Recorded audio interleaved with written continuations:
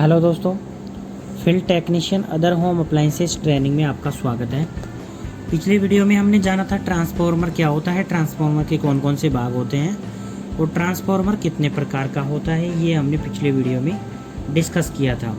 आज के इस वीडियो में हम डिस्कस करने वाले हैं कि ट्रांसफार्मर की ट्रबल शूटिंग कैसे की जाती है, ट्रांसफार्मर के अंदर अगर समस्या आ जाए तो उसे हम कैसे ठीक करते हैं। आज का हमारा सेशन है 25 नंबर का, जिसके अंदर हम सीखने वाले हैं trouble shoot and repair of a transformer. Transformer की समस्या निवारण और उसका मरम्मत कैसे किया जाता है। तो दोस्तों, जब तक अगर आपने हमारे चैनल को सब्सक्राइब नहीं किया है तो प्लीज़ चैनल को सब्सक्राइब करके बेल आइकन जरूर प्रेस कर लें, ताकि आपको प्रत्येक वीडियो की नोटिफिकेशन समय पर मिलते रहें। इस स्तर को पूरा करने के बाद आप निम्न कार्य कर सकेंगे: एक ट्रांसफार्मर की समस्या का निवारण करना और एक ट्रांसफार्मर की मरम्मत करना। ये आप इस सेशन को कंप्लीट करने के बाद में सीख सकते हैं।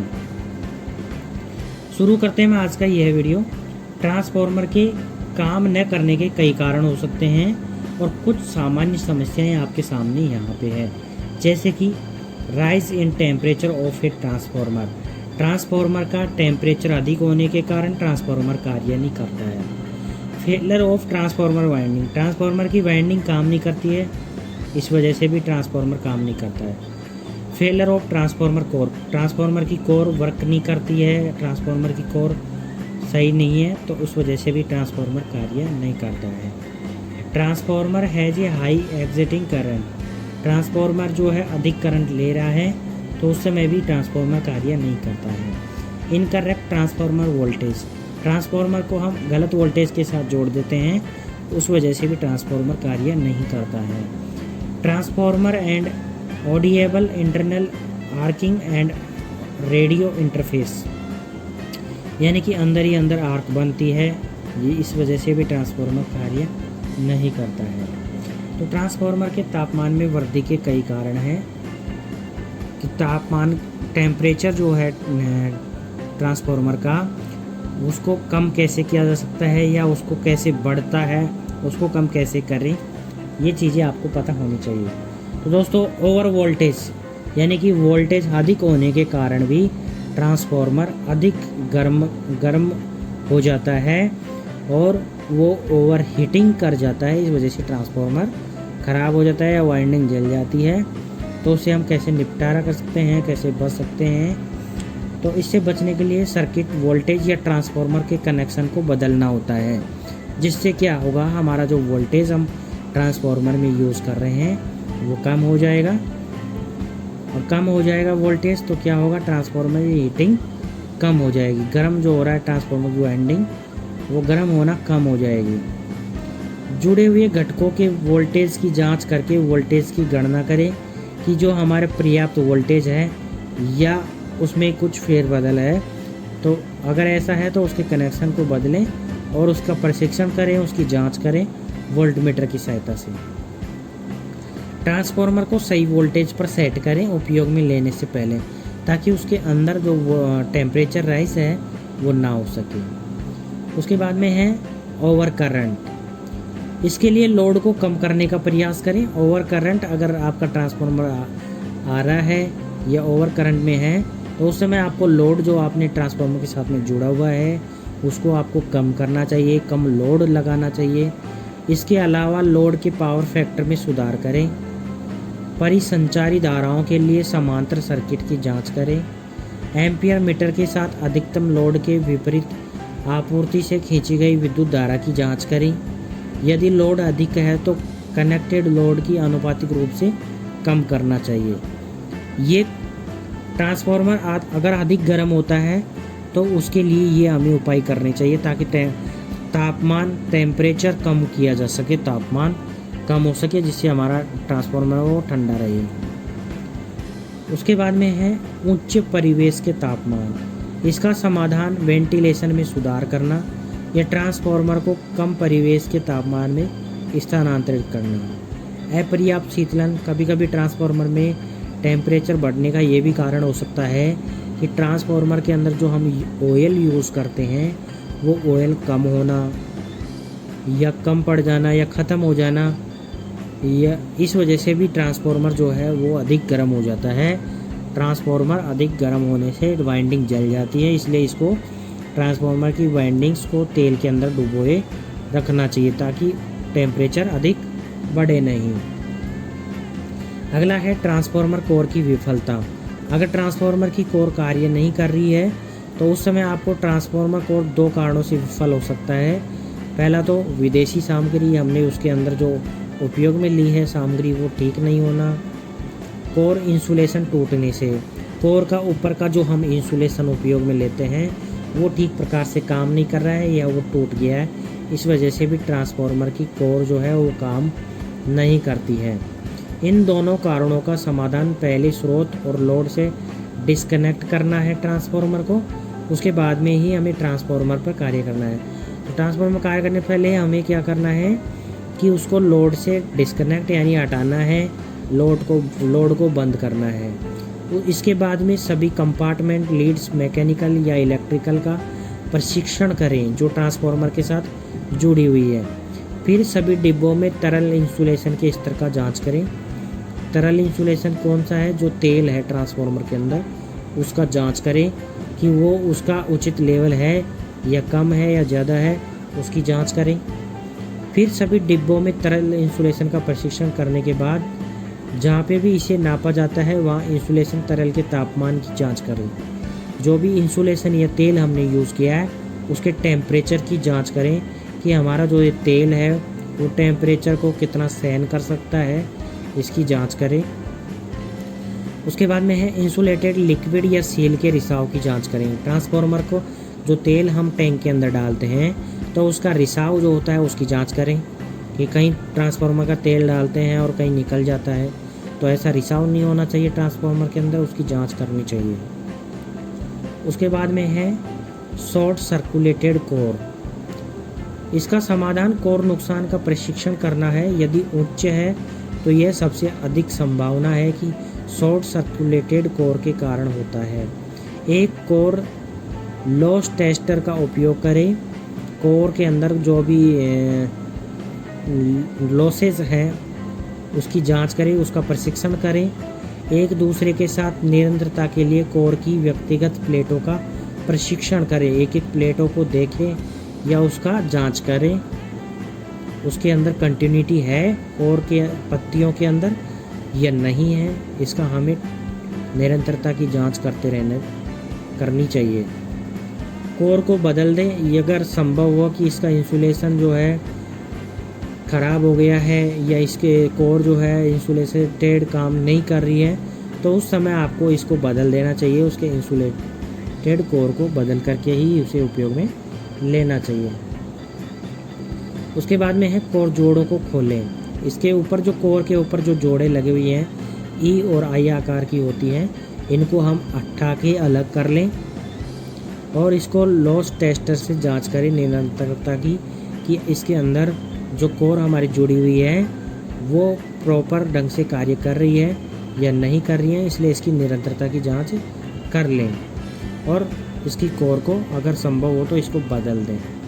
कार्य नहीं कर रही है तो इसे बदल दें। उसके बाद में है आपूर्ति वोल्टेज असामान्य हो सकता है। आपूर्ति जो वोल्टेज है वो असामान्य है, तो उस समय हमें क्या करना है, इसका समाधान चयनकर्ता स्विच के माध्यम से आपूर्ति वोल्टेज को फिर से बढ़ाना है। तो जो आपूर्ति वोल्टेज है इसकी एक बार हमें वापस रीडिंग ले लेनी चाहिए। हमें एक बार देख लेना चाहिए कि हमारी जो ये आपूर्ति वोल्टेज है ये हमारे ट्रांसफार्मर के इनपुट के हिसाब से है या इसमें कम है या ज़्यादा है, इसकी जांच कर लेनी चाहिए। उसके बाद में है next, transformer has audible internal arcing and radio interface, यानी कि पृथक धात्विक भाग और ढीला कनेक्शन। इसको हमें जांच कर लेनी चाहिए कि ट्रांसफार्मर के अंदर कोई कनेक्शन ढीले तो नहीं है या ट्रांसफार्मर प्रॉपर ग्राउंडेड है या नहीं है, ट्रांसफार्मर के पूरे कनेक्शन हो रहे हैं नहीं हो रहे हैं, ग्राउंडेड जो हो रहे हैं तो ग्राउंड से ट्रांसफार्मर जुड़ा हुआ है नहीं है या है, इसकी भी जांच कर लें। इसके लिए तुरंत समाधान स्रोत को तुरंत निर्धारित करना है। सुनिश्चित करें कि क्लैंप्स और कोर सभी सामान्य रूप से ग्राउंडेड हिस्से ग्राउंडेड हैं और सभी कनेक्शंस को कस लें ताकि कोई भी कनेक्शन जो है ट्रांसफार्मर का डिले ना रहे हो। उसके बाद में है आज के हमने इसमें सीखा है कि ट्रांसफार्मर में सर्वे आंतरिक आर्किंग और रेडियो अपसेट ट्रांसफार्मर के अंदर होने वाले दोषेस प्रॉब्लम क्या होती है, उसके क्या किस किस कारणों से हो सकती है और उसके उपाय क्या है। यानी कि पहली प्रॉब्लम है there is a rise in the temperature of the transformer का तापमान बढ़ रहा है। उस समय वो किस किस कारणों से बढ़ता है, ओवर वोल्टेज से बढ़ता है, ओवर करंट से बढ़ता है और हाई एम्बिएंट टेम्परेचर से बढ़ता है और इनसफिशिएंट कूलिंग से, यानी कि उसके अंदर तेल नहीं है इस वजह से भी वो बढ़ जाता है। अब इसका क्या सॉल्यूशन है? पहला सॉल्यूशन है कि वोल्टेज को बदल दें, ट्रांसफार्मर के कनेक्शन के साथ जो वोल्टेज है उसको बदल दें। उसके बाद में है रिड्यूस लोड को कम करें या लोड ज़्यादा जुड़ा हो तो उसे हटा दें। उसके बाद में है इम्प्रूव वेंटिलेशन, हवा का आगमन उसके अंदर होना चाहिए ट्रांसफार्मर के अंदर, और ट्रांसफार्मर के अंदर जो हम ऑयल यूज़ कर रहे हैं वो प्रॉपर ढंग से कूलिंग कर रहा है या नहीं कर रहा है, इसकी भी उसके ऑयल की लेवलिंग जांच करते रहना चाहिए। उसके बाद में दूसरी समस्या the winding of the transformer has failed, transformer की वाइंडिंग काम नहीं कर रही है। वो किन किन कारणों से काम नहीं करती है, जैसे कि lightning, oil of the flow, dielectric strength, इस वजह से भी ट्रांसफार्मर की वाइंडिंग काम नहीं करती है। तो उसको कैसे ठीक किया जा सकता है?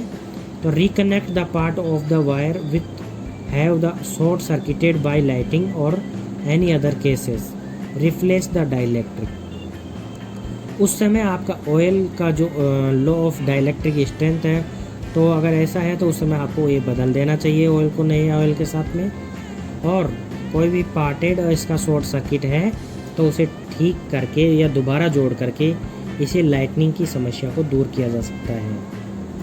उसके बाद में है problem the core of the transformer has fail, ये मैंने अभी आपको बताया है ट्रांसफार्मर की कोर काम नहीं कर रही है, फेल हो गई है। उसका और भी कारण हो सकता है, जैसे कि विदेशी मटेरियल हमने उसके अंदर यूज़ किया है और इंसुलेशन उसका ब्रेक डाउन हो गया है, इसकी वजह से भी वो ट्रांसफार्मर की वाइंडिंग्स या कोर है वो फेल हो सकती है। इसलिए सबसे पहले आपको क्या करना है, लोड को डिस्कनेक्ट करना है, हटाना है। उसके बाद में टेस्ट करना है mechanically, electrically, level of temperature of insulating liquid, oil जो ट्रांसफार्मर के अंदर हमने डाला है या उपयोग कर रहे हैं हम ट्रांसफार्मर के अंदर, उसकी प्रॉपर कूलिंग है या नहीं है, इसकी भी हमें मशीन से जांच कर लेनी चाहिए। Look of evidence of leakage end of insulating liquid और सीलिंग कंपोनेंट्स, कोई भी ट्रांसफार्मर का सीलिंग कंपोनेंट्स है या ट्रांसफार्मर के अंदर से ऑयल लीकेज कर रहा है तो उसमें सील की जांच कर ले, जहाँ जहाँ से लीकेज कर रहा है तो उसको बंद कर दे या उसकी प्रशिक्षण करे कि कहीं से ट्रांसफार्मर के टैंक लीकेज तो नहीं है, ताकि हमारा जो लिक्विड है वो नहीं निकलना चाहिए ट्रांसफार्मर में से। उसके बाद में अगली समस्या है the transformer has a high exiting current, transformer जो है अधिक करंट ले रहा है, उस समय क्या करना है? शॉर्ट सर्किटेड कोर भी हो सकती है, कोई कोर है जो शॉर्ट सर्किट हो रही है। ओपन कोर जॉइंट, कोर के जॉइंट ओपन हो गए हैं, इस कारण भी ये समस्या उत्पन्न हो सकती है। तो आपको उस समय क्या करना है? Perform a core loss test, आपको कोर लॉस टेस्ट करना है कि हमारी जो ट्रांसफार्मर के अंदर शॉर्ट सर्किट कोर हो गई है तो वो क्या अभी प्रॉपर है या काम नहीं कर रही है, तो उसकी निरंतरता की जांच कर लें। The voltage of the transformer is incorrect, transformer का अगर हम सप्लाई वोल्टेज कम यूज़ करेंगे या गलत यूज़ करेंगे तो उस समय भी आपकी जो ट्रांसफार्मर है उसके अंदर समस्या उत्पन्न हो सकती है। तो सप्लाई वोल्टेज में भी एबनॉर्मल, इसकी जांच कर लें। सप्लाई वोल्टेज हम ट्रांसफार्मर को कितनी दे रहे हैं इसका परीक्षण कर लें या इसकी जांच कर लें, उसके बाद में उसकी सप्लाई को एडजस्ट कर लें। The transformer has audible internal arcing and radio interface, isolated metallic parts और लूज कनेक्शंस, तो हमें ट्रांसफार्मर के ग्राउंड की जांच कर लेनी चाहिए कि ट्रांसफार्मर का प्रॉपर ग्राउंडेड है या नहीं है, लाइटिंग ट्रांसफार्मर की है या नहीं है, लाइटनिंग कंपोनेंट्स या कनेक्शंस लूज हैं तो उसे टाइट कर लें, कस लें। तो दोस्तों आज के हम इस सेशन में या इस वीडियो में हमने सीखा है कि ट्रांसफार्मर के अंदर होने वाली समस्या, दोष को कैसे ठीक किया जा सकता है और क्या क्या कारण होते हैं कि ट्रांसफार्मर कार्य नहीं कर रहा है, टेम्परेचर अधिक है, तो उसको कैसे निपटा जा सकता है। तो आई थिंक दोस्तों आपको ये वीडियो पसंद आया होगा। अगर आपको हमारे ये वीडियो पसंद आया तो प्लीज़ हमारे इस वीडियो को लाइक करें, शेयर करें, और अगर आप हमारे चैनल पर पहली बार आएँ तो प्लीज़ चैनल को सब्सक्राइब करके बेल आइकन ज़रूर प्रेस कर लें। मिलते हैं आपको अगले वीडियो के साथ, तब तक के लिए जय हिंद, जय भारत।